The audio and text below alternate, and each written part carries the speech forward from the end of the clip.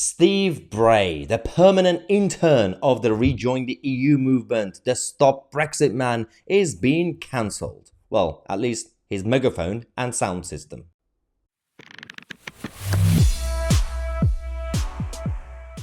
The political left, the hard leftist Ramonas, are not too happy about the latest update on protest rules. The same political left who've been advocating for more regulation on protests when it comes to the hard right, the scary people, anti-lockdowners and all these guys. They want to crack down on them. They want to stop protests and misinformation and fake news. That now that it's been used against them, they're not too happy.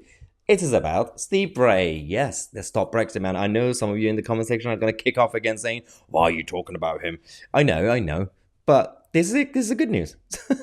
It's about this idiot and his sound system and his megaphone that goes around on a regular basis every day, stands outside Parliament, shouts at people and stalks MPs and harasses them and just walk around. I don't know what he's doing there.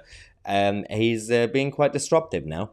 Not just in terms of harassing the MPs, that's not really a protest, but also noise pollution. Noise pollution is very important. So you're going to have some sort of regulation around protests. The right to protest should always exist. But considering the same leftists have been going around wanting more regulation across society in general, now they're having a meltdown because those regulations are being used against them.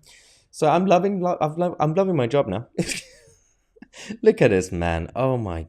Why? What is the point of Steve Bray? Or the better question is, who funds Steve Bray? We tried our best to find out. There have been so many subsidiary companies and the political donors, the champagne socialist liberal Ramonas living in Hampstead or Islington. They got a lot of money to waste, so they are funding his lifestyle. It's a hobby. He's a professional protester, like Jeremy Corbyn, who has been campaigning for 40 years, didn't get anything done, but they enjoy it. It's a version of virtue signaling, but it's not really. It's just getting out of your system. Some people go to the gym. Steve Bray goes to Westminster. And he believes that the Tory party and Tory government are far right. Are so right-wing. They are so scary. The same Tory government that's been raising taxes, the same Tory government that's been adding more regulation, the same Tory government that haven't done anything about immigration, the same Tory government who betrayed Brexit, the same Tory government who are going with green policies. Very, very right-wing, guys. Ooh, so scary. So this story is actually from the Mail. It says, Stop Brexit man who has tormented politicians by blasting loud music outside Westminster could be banned from using a sound system as the authorities try to end the racket. Steve Bray torments MPs with pop songs played at 90s. Actually, there were a couple of times, to interrupt this, that I was out in Westminster filming, doing a live stream or something, and Steve Bray has his sound system putting some sort of song on. And what happens is, when I post it on YouTube, the YouTube algorithm, the AI, automatically thinks I'm using someone's music, someone's song, so it triggers a copyright issue. And I'm like, I didn't do anything. I'm just walking around the street. This idiot is behind me for about 10 seconds. His loud music is causing issues with my YouTube channel. Yeah, so bring him down, guys. Bring him down. The Home Office are understood to be considering approaches to stop him. He can still protest, by the way. So if you listen to Steve and the other friends that he's got, they're saying, this is oppression. They're stopping us from protesting. You can still protest, you idiot. You just don't harass the MPs and the public. One possible tactic to stop Mr. Bray is a community protection notice. Just tell him to calm down a little bit and be more civilized. Now, Lee Anderson, who's had a number of clashes with Steve Bray, called on the council, the Westminster Council, to act. He told the Mail on Sunday, if he rocked up to their offices with his music blaring out, they would move him on.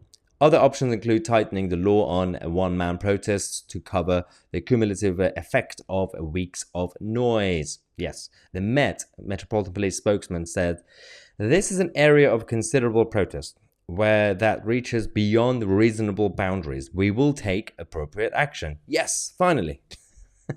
Former minister said that it could easily be dealt with under existing laws. So you don't need any new authoritarian oppressive rules.